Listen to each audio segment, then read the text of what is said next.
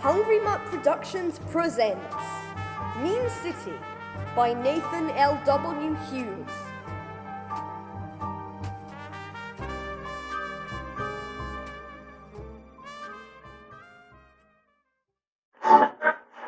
Gluggo mouthwash is for me. Take a sip and you'll be clean. Don't forget to spit it out. 99p, so buy it now. Buy new Gluggo mouthwash, only 99p. Bringing you all of the things.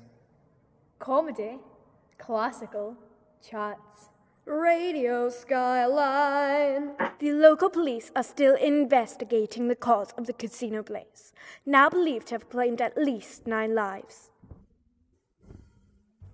This is my city, a city of darkness, a city of shattered dreams. It ain't a pleasant place to live, but the traffic lights work. The name's Malone, Lieutenant Malone. Gus to my mum. I'd been off the beat for some time, chained to paperwork on a desk, but now I was back on the street, and facing the toughest case of my career. Well, the second toughest. I was heading down to Market Noir. When crime happens, and no evidence is forthcoming, that wretched hive of villains and scum is my first port of call, namely one person in particular. Little Jimmy Dolan. Well, hi there, Lieutenant. It's been a long time. You here for a shoe shine? Wax and polish. I want to see my face in these old boots. What's the word on the street, Jimmy? It's cold and rainy. What you been hearing, Jimmy? I'm just a simple shoe shine boy, Lieutenant. That'll be $2 for the polish. Take 20. Oh, why? That's very generous of you, Lieutenant. So what's the word, Jimmy? You hear about the casino fire on 5th Street?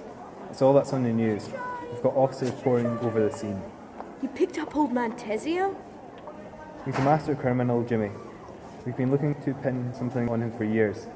Normally his collar would be the first we'd feel, but no one seems to know where he is. He went down in the fire. Old man Tessio, dead? How could you possibly know that? We haven't even identified him. From a waitress at Blanny's Bar and Grill. She moonlights at old man Tezio's as a waitress. At least, she did. She didn't just witness the fire, she survived it. But she would have been a vital witness. We'd have interviewed her at the scene. Seems this girl didn't want to talk. My walk was a little later, but I'd left with valid information. I could have called this in. I should have called this in. Chief McCready would have had my badge in an instant if he knew I'd gone behind his back. Again. After last time. But something didn't add up. Nothing in this town happened without old man Tessio say so. Yet he was currently resting in peace. Plenty would want to, but who would dare? My mind was made up. I needed to talk to this waitress. So I headed over to Blarney's. Good evening, sir. I've had it better. What can I get you? What's your name, Sugar? Yeah, but you can call me Shug. Everyone else does. It's what the regulars shout when they want their coffee topping up. I'm not what you'd call a regular. I haven't been here in quite some time. You took a holiday? Of sorts. You're new. Been here 3 weeks. I almost feel like part of the furniture. There ain't nothing I can't tell you about serving up coffee, sir. And what can you tell me about the fire at old man Tessio's? I'm sorry, sir. I've always been partial to a round of cards after work. All above board, naturally. Sir, I really ought to take your order. The only thing I need from you is answers. Sir, please, if my boss here found out I was working 2 jobs, she'd be sure to fire me. On the spot. She likes loyalty for her staff. Mister, please. I need all the work I can get. But you won't be moonlighting at the casino no more. Not now it's a pile of cinders. I was taking a break, sipping a hot cappuccino in the cool night air when the whole place just went up. Burst right into flames it did. There was nothing, not a thing I could have done for the people inside. We know that, but why did you run? I already told you, mister. I don't want my boss here knowing I was working 2 jobs. Now please, people are staring. Can I take your order? He'll have the cheeseburger and chocolate milkshake. Miss Vital. Good evening, Lieutenant Malone. Lieutenant? Leave this customer to me, Shug. I will serve him, and there are plenty of dirty tables requiring your attention. Right you are, ma'am. So, what will it be, Lieutenant? Coffee? Tea? More pointless questions into my husband's death? I've suddenly lost my appetite. You're alone.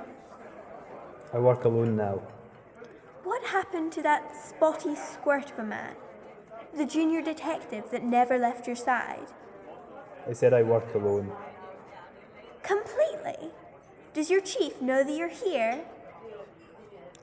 Oh, it's just like the old days. Indeed.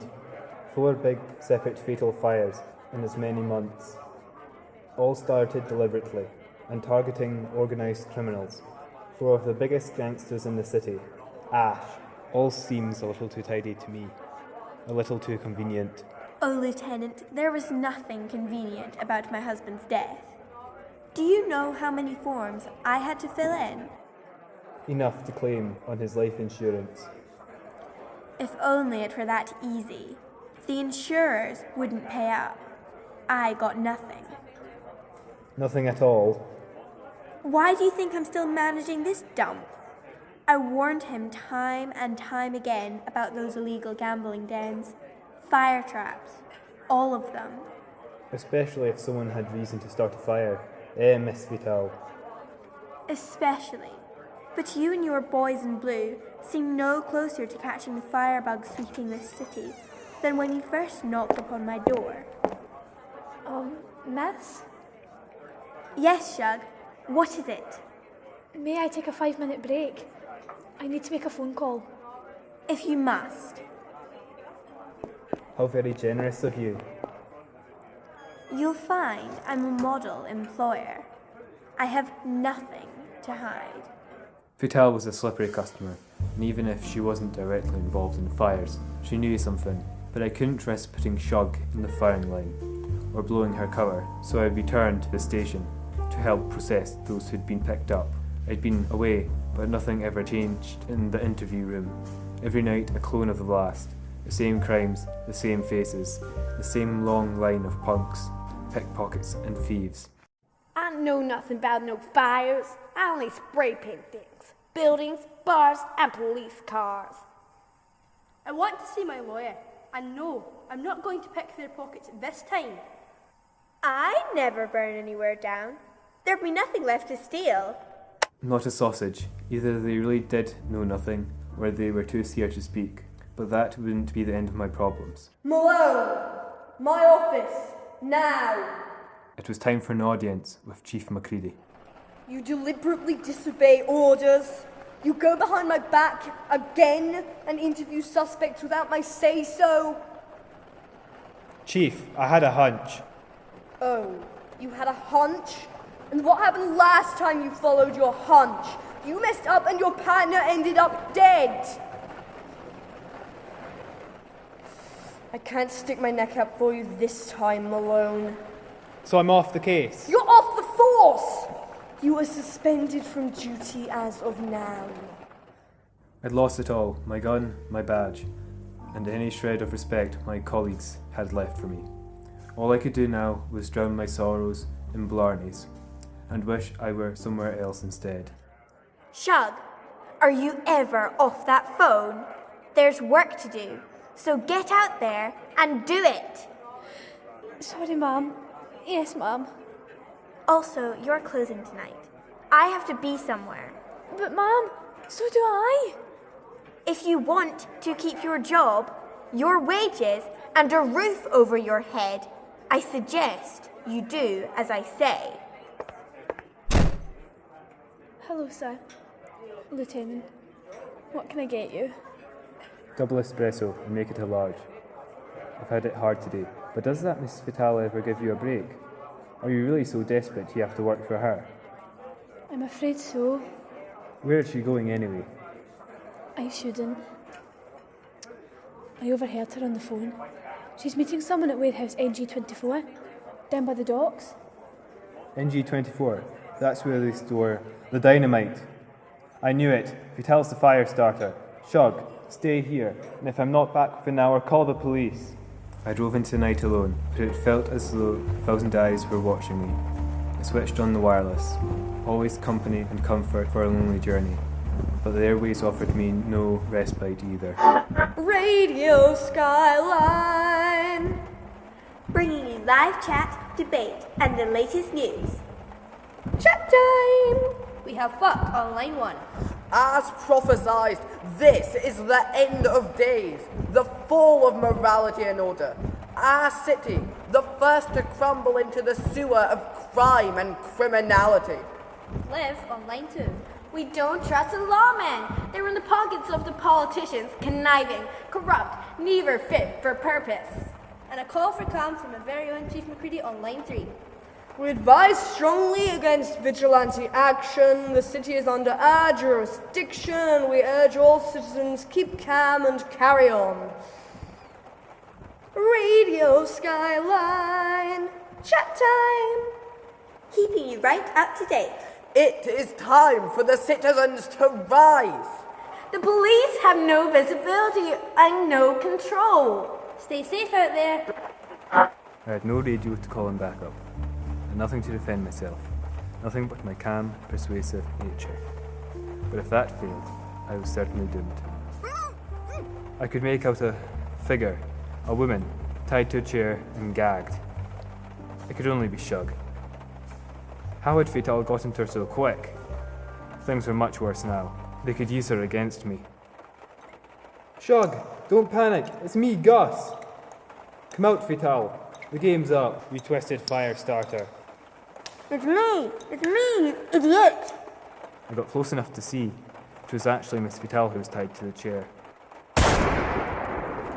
But before I could process that information, a shot rang out. My arm went cold and numb. I knew I'd been shot.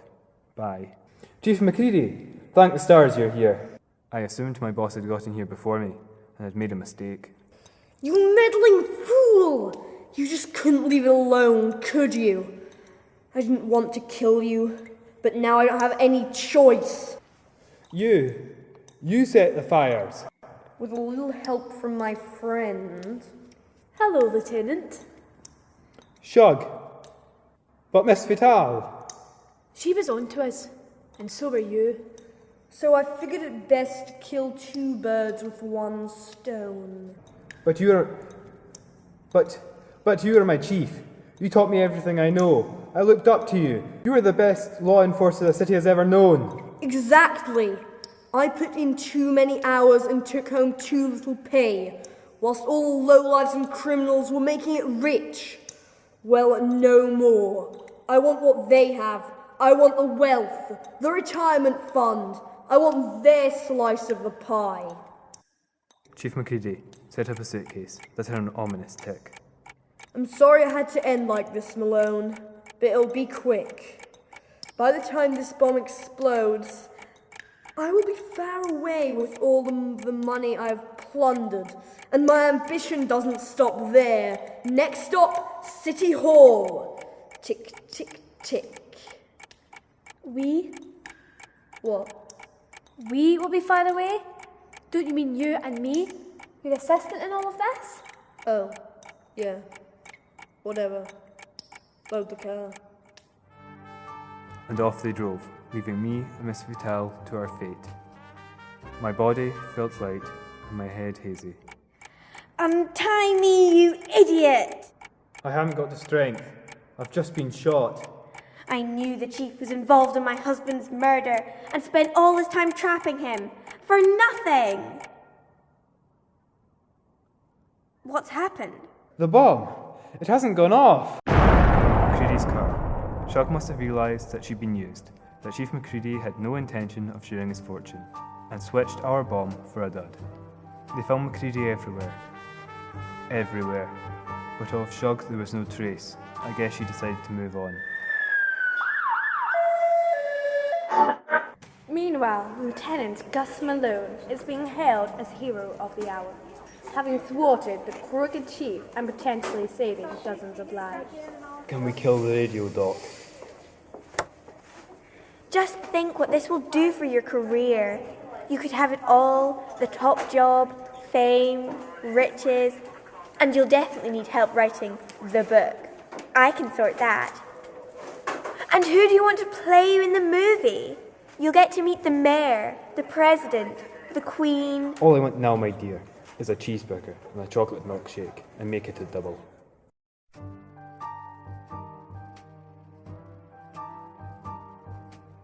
Mean City was written by Nathan L.W. Hughes and presented by Hungry Mutt Productions. Lieutenant Gus Malone was played by Gregor. Little Jimmy Dolan was played by John. Shug was played by Erin. Ms. Fatal was played by Livia. Chief McCready was played by John. The newscaster was played by Saoirse. Additional voices and radio jingles were provided by members of the Bunbury Banter Theatre class. The studio team included Elsa, Saoirse and Rhiannon, and it was directed by Luke.